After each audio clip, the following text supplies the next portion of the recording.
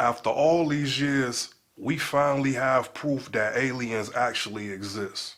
And that's when this giant 8 foot tall creature disguised as an NBA basketball player pulled up damn near from the logo to basically win the game in 2 overtimes.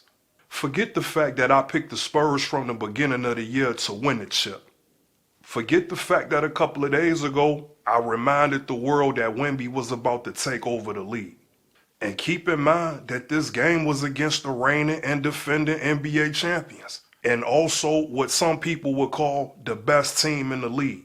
With Wemby still in one on the road, the way that team did last night, the San Antonio Spurs just won the NBA title.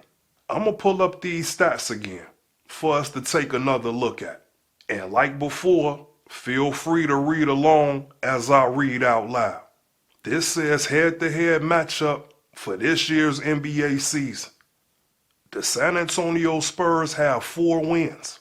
OKC has 1. People kept asking me, can the Spurs beat OKC? I think with this amount of overwhelming evidence, the better question is, can OKC beat the Spurs? This is Worldwide Classic. I'm Southside Tre. I have conversations about the best of the best. Not the almost good enough, the best. So you can scroll through any one of my platforms and let me know how many times I've been wrong. For me, I don't even know how it's even a debate. The San Antonio Spurs have had a winning team since the early 90s. If I'm talking to real basketball fans right now, the San Antonio Spurs is the best drafting team in the NBA. Ever since David Robinson all the way up until right now, the Spurs haven't missed in the draft. The Spurs have at least 4 or 5 different decades where they've consistently drafted Hall of Fame players. I feel like I shouldn't have to name any, but I guess I'm going to name a few. We talked about David Robinson.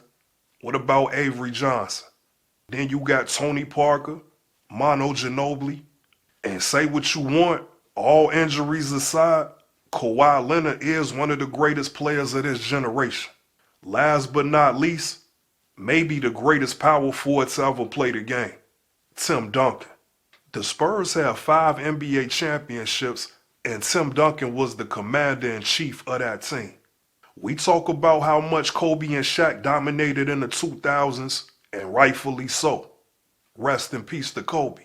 But damn it, Tim Duncan dominated just as much as they did. Greg Popovich was the lieutenant of the Spurs as the head coach for all 5 titles. He's retired as a head coach. And even though he's supposed to be resting and enjoying retirement, Popovich is pulling up to the airport to chop it up with Wemby after the game. Greg Popovich is damn near still coaching the Spurs. And I can't lie to y'all, that got to be illegal at this point. That's too much knowledge and wisdom for a monster like Wemby. Why aren't the sports analysts on top of this before it happens? I understand in this world you have to show and prove. That's duly noted. But did the Spurs really have to bust OKC's ass last night for people to wake up and see what's going on right now?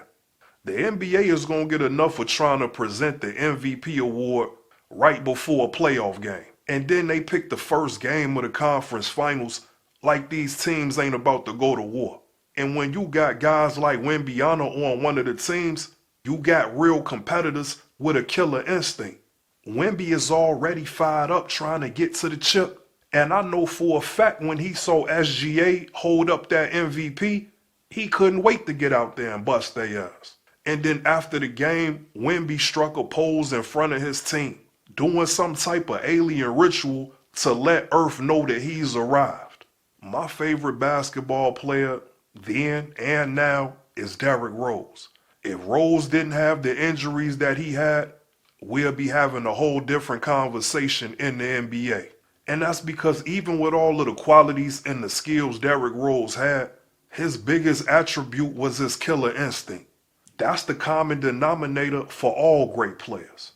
If Derrick Rose was 7 feet tall, he would be Victor Wembanyama. When I was growing up and we played games like NBA Live or NBA 2K, Sometimes we'll just create a player, just because.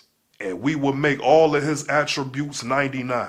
That means he has the best handles, he's the fastest, he could jump the highest, could rebound, dunk the ball, shoot the three, and as a finishing touch, we'll make him as tall as possible so he could get at least 20 blocks a game.